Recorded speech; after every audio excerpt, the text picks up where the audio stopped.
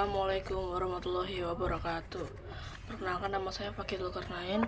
Saya akan membacakan sajak Luheureun Teluk Jakarta karya Etis RS.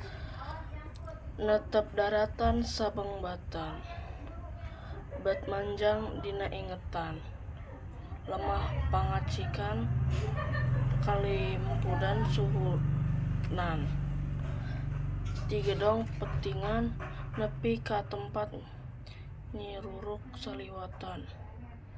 Nasaha nu ngagelar tanah agar, nasaha nu teu butuh rampik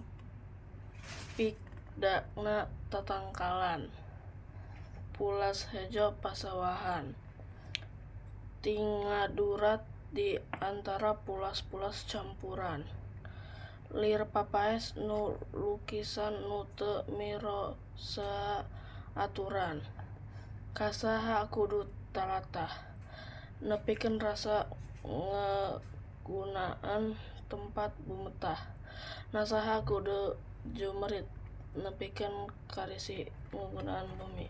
Assalamualaikum warahmatullahi wabarakatuh.